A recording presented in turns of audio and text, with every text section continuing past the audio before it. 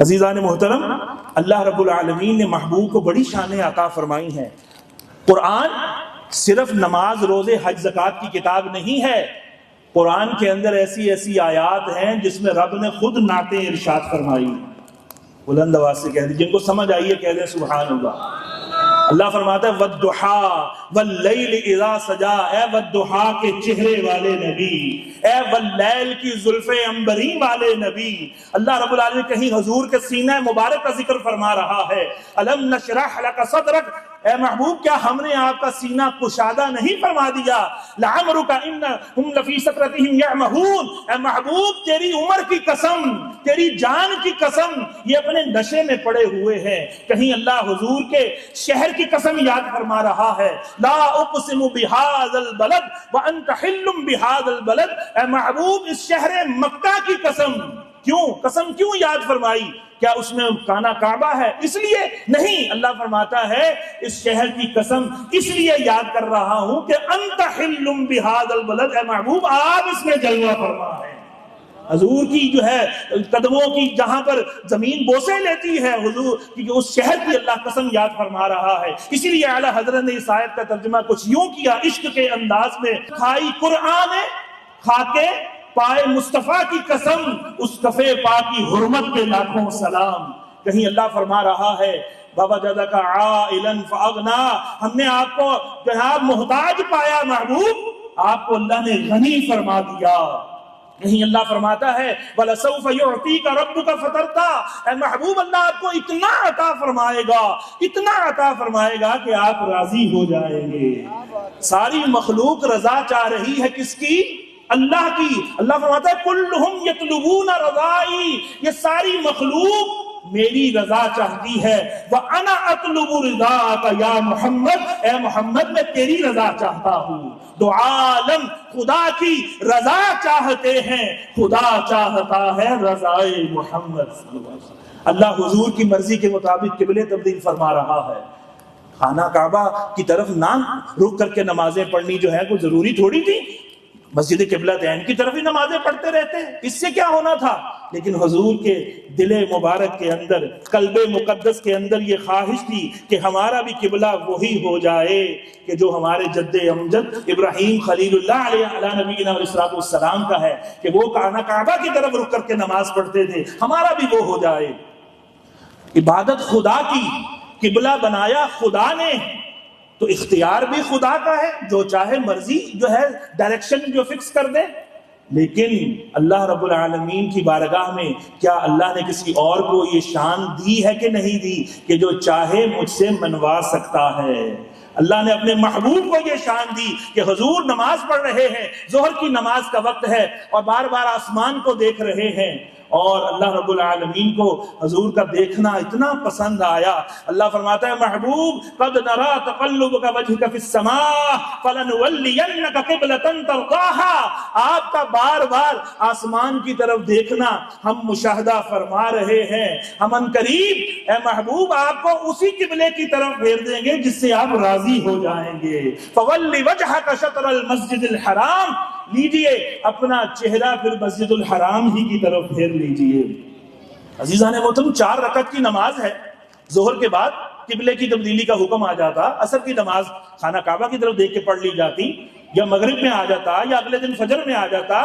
اللہ کو اپنے محبوب کی رضا کتنی جو ہے پسند ہے کہ اللہ نے ظہر کی نماز بھی پوری نہیں ہونے دی، کہا کہ 2 رکعتیں اگر مسجد القبلتین کی طرف دیکھ کر پڑھی ہیں تو باقی کی 2 رکعتیں محبوب اسی قبلے کی طرف دیکھ کے پڑھ لو جس سے تم راضی ہو جاؤ گے۔ اسی نماز کے اندر حکم دے دیا۔ اب دیکھیے کہ حضور نماز پڑھا رہے ہیں، پیچھے صفیں بنی ہوئی ہیں صحابہ کی، اور صحابہ کرام علیہم رضوان نماز کے اندر ہیں، اللہ کی عبادت کر رہے ہیں۔ اب پیچھے 4تھی 6ویں 8ویں صف والوں کو یا دوسری صف والوں کو یا پہلی صف والوں کو بھی کیا پتا کہ اگر وہ آنکھیں بند کر کے یا نگاہیں جھکا کر نماز پڑھ رہے ہوں کہ امام جو ہے وہ کیا کر رہا ہے، سوائے رکوع و سجود کے۔ زیادہ سے زیادہ یہ کہہ سکتے ہیں پہلی صف والوں کو پتہ چل رہا ہے کہ امام کے انتقالات کیا ہو رہے ہیں، اب رکوع میں ہے، اب قیام میں ہے، سجود میں ہے۔ تو صحابہ کرام علیہم رضوان دیکھیے ہمیں کیسا عقیدہ دے رہے ہیں۔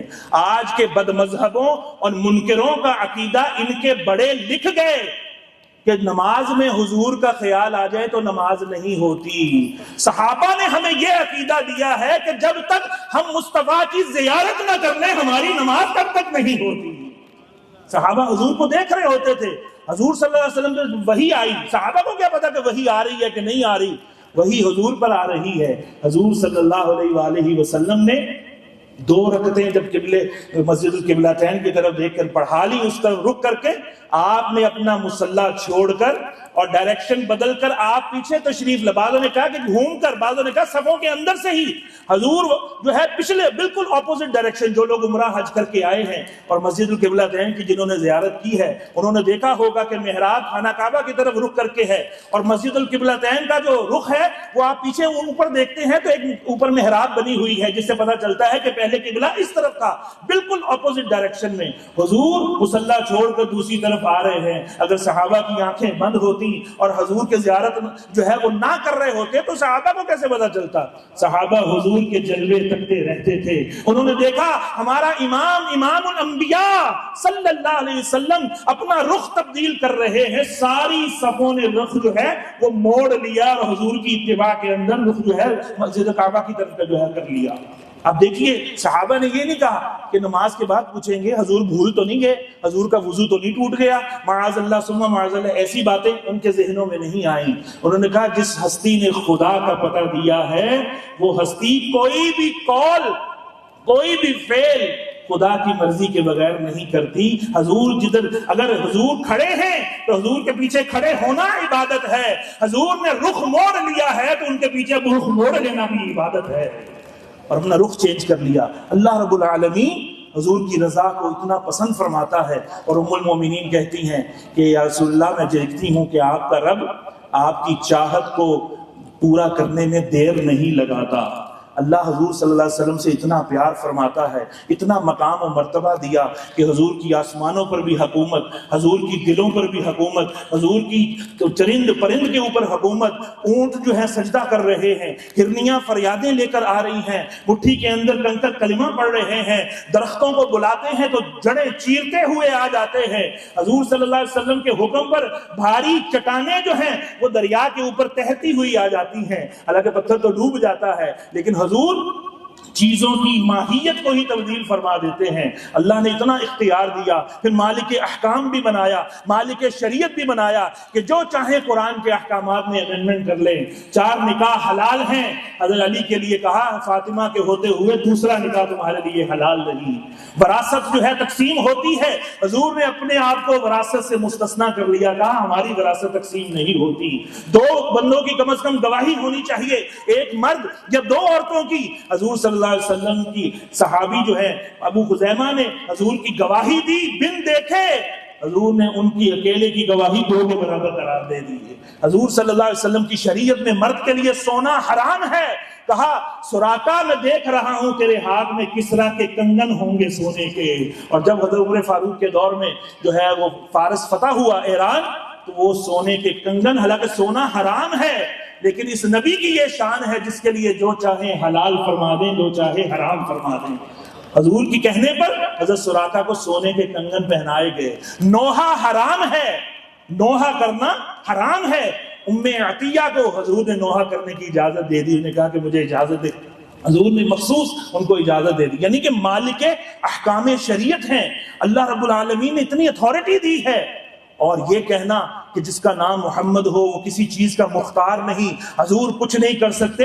ارے حضور صلی اللہ علیہ وآلہ وسلم جب تک جنت کا دروازہ نہیں کھولیں گے کسی نبی کے لیے جنت میں داخلہ ہی حرام ہوگا، کسی امت کے لیے اس وقت تک جنت میں داخلہ حرام ہوگا جب تک حضور کی اپنی امت داخل نہ ہو جائے گی۔ حضور صلی اللہ علیہ وسلم کو اتنا اختیار اللہ نے دیا۔ حضور فرماتے ہیں قیامت کے دن آدم علیہ السلام اور ان کے سوا جو کوئی بھی ہے سب کے سب میرے جھنڈے کے نیچے جمع ہوں گے۔ یہ شان اللہ نے عطا کی۔ حضور نے فرمایا مجھے غیب کے خزانوں کی کنجیاں دی گئی ہیں، مجھے زمین کے خزانوں کی کنجیاں دی گئی ہیں۔ مالک کل نے آپ کو، خالق کل نے آپ کو مالک کل بنا دیا۔ 2 جہان کے خزانے دیے ہاتھ میں خدا نے، تیرا کام ہے لٹانا مدنی مدینے والے۔ حضرت ربیہ نے حضور سے جنت مانگ لی، حضور نے یہ نہیں کہا کہ تجھے ایاک نعبد و ایاک نستعین تو پڑھایا میں نے کہ اللہ ہم تیری عبادت کرتے ہیں، تجھ ہی سے مدد مانگتے ہیں، تو ہی ہمارا مددگار ہے۔ اور آگے ایک قوم بھی آئے گی جس کے اندر بھٹکے ہوئے بہکے ہوئے لوگ سٹیکر چھاپیں گے کہ صرف اور صرف یا اللہ مدد، باقی سب شرک و بدعت۔ ایسے لوگ بھی آئیں گے۔ حضور نے یہ نہیں کہا۔ حضور صلی اللہ علیہ وسلم کے صحابی سوال حضور سے کر رہے ہیں، اسألوکا، میں سوال کرتا ہوں آپ سے یا رسول اللہ۔ حضور نے فرمایا کہ کیا مانگتا ہے؟ مانگ۔ کہنے لگے یا رسول اللہ جنت میں آپ کا پڑوس چاہیے، اسألوکا مرافقتک فی الجنہ۔ اور یہ حضور نے یہ نہیں کہا اوہو کیا ہو گیا ہے، ہوش ٹھکانے ہے، بلکہ حضور صلی اللہ علیہ وسلم نے انہیں جنت کی بشارت عطا فرما دی۔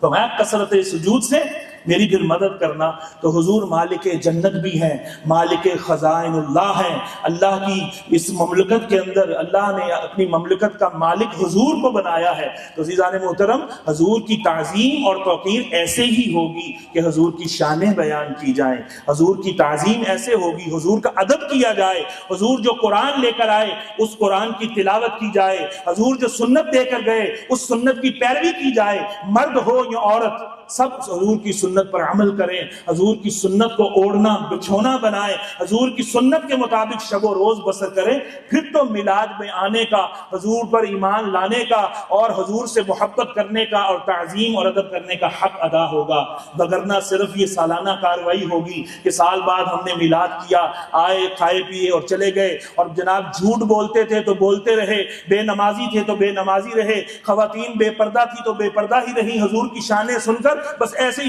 جناب وہ چلے گئے۔ اس کا ہمیں خاطر خواہ فائدہ زیادہ نہیں ہوگا۔ تو سب نیت کریں کہ انشاءاللہ ہم نیت کرتے ہیں کہ کسی بھی گستاخ سے اپنی جو ہے دوستی نہیں رکھیں گے، کسی بے ادب سے اپنی محبت اور قربت نہیں رکھیں گے، حضور صلی اللہ علیہ وسلم کی سنت کے مطابق، سیرت کے مطابق، اسوہ حسنہ کے مطابق اپنی زندگی گزارنے کی کوشش کرتے ہیں۔ کہ نیت کریں انشاءاللہ۔ اللہ تبارک و تعالی ہمارے اس انشاءاللہ کہنے کی لاج رکھے اور ہمیں شریعت مطہرہ کے مطابق زندگی گزارنے کی توفیق عطا فرمائے۔